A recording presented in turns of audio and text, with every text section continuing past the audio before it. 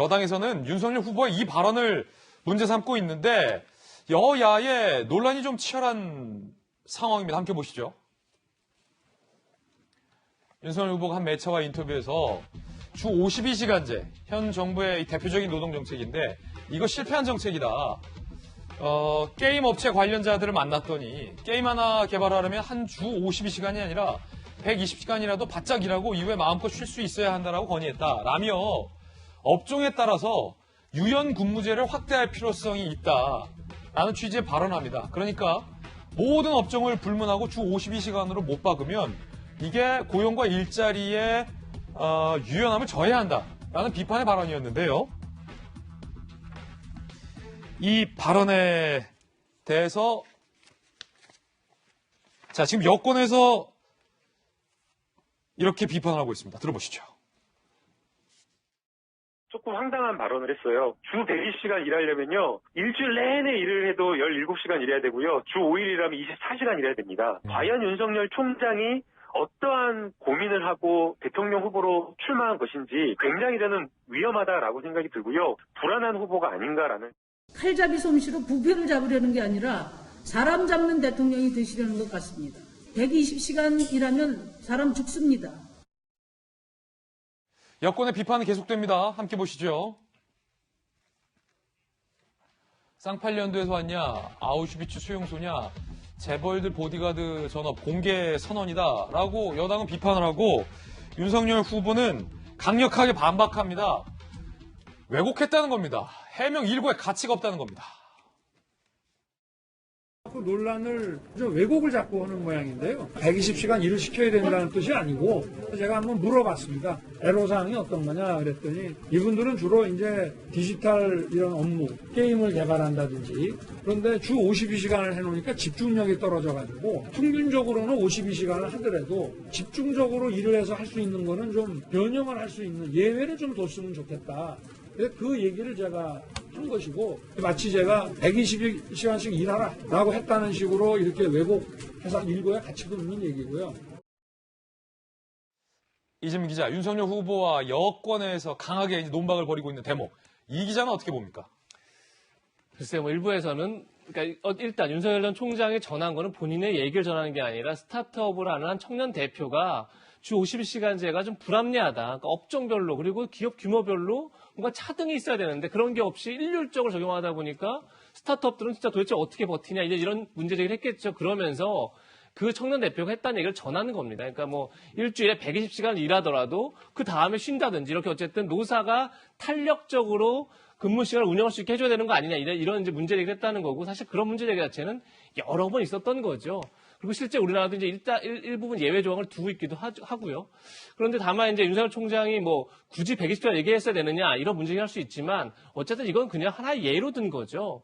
그런 점에서 오히려 이거야말로 아까 송영길 대표가 얘기했던 억가가 아닌가 억지로 지금 뭐 이제 윤 전 총장의 발언을 비판하기 위해서 약간 민주당에서 좀 억지스럽게 민주당 내지 이제 여권 진영에서 또 진보 진영에서 억지로 좀 이런 문제를 제기하고 있는 게 아닌가 생각이 들고 다만 이제 이 문제 제기를 했으니까 오히려 정치권을 어떤 논의를 해야 되냐면 전 기본적으로 주 52시간제라는 이런 법적으로 근무 시간을 규정하는 게 과연 현재 21세기 4차 산업혁명 시대에 맞는 거냐 저는 근본적으로 생각을 하거든요.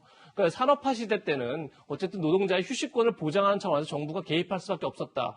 이렇게 생각이 들지만 지금 시대에 과연 법적으로 이런 근무 시간을 제한하지 않으면 근로자에 대한 노동 착취가 이루어진다?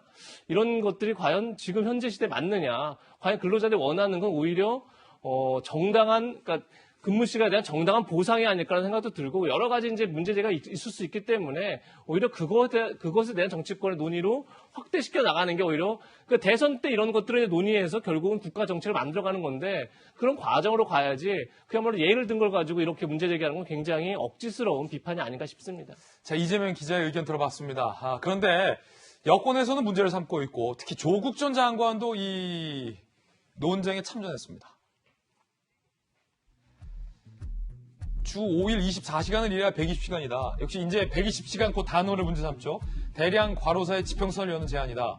라며 비판 게시물 6개를 조국 전 장관이 게재했다고 합니다.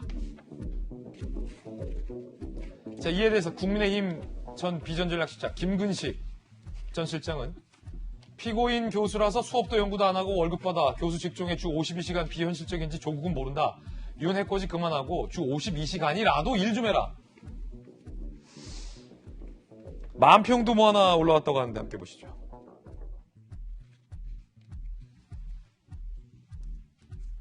자, 조국 교수가 SNS에 윤석열 후보를 비판하는 만평도 올리기도 합니다. 김영주 의원님. 네. 조국 전 장관의 비판, 그리고 그런 조국 전 장관을 비판하는 김구식 전 실장이 또 비판. 네. 어떤 비판이 비판적입니까? 둘 다 문제네요. 아, 그렇습니까? 김근식 교수도 말을 잘못한 게 52시간이라도 라는데 52시간 일한다는 게 보통 일한 그것도 보통 힘든 일이 아닙니다, 사실은. 그렇잖아요. 생각해 보시죠. 그렇죠. 꼬박꼬박 같은 일들을 조국 전 장관은 1시간 반 만에 게시물 하나씩 이렇게 올리는 거 굉장히 힘든 일을 하시는 거죠. 아, 그러네요. 그러네요. 근데 본업은 안 하고 예. 본일을 한다는 데 문제가 있죠. 그렇군요. 예. 돌직구입니다. 사실은 제가 국회 한노위도 했습니다만 정말 우리나라 가야 될 방향은 유연 안정성입니다. 유연 안정성.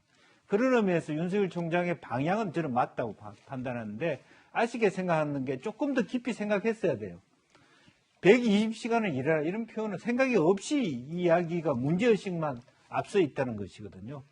최소한 열심히 일을 하더라도 60, 70시간 정도로 일을 하고 그 다음에 놀고 이렇게 표현이 돼야지 120시간 일하고 이렇게 표현한다는 것은 그냥 그 어디서 들은 이야기 자체에 공감했다. 내가 그런 방향이 맞다고 지지한다. 그 외에 깊이 있는 생각이 없다. 그런 뜻일 수도 있기 때문에 그 방향은 올 때, 즉 유연 안정성, 자기가 탄력 근무제를 통해서 정말 집중적으로 일하는 동안은 일하는 방법이 21세기 4차 산업혁명 시대에 맞다.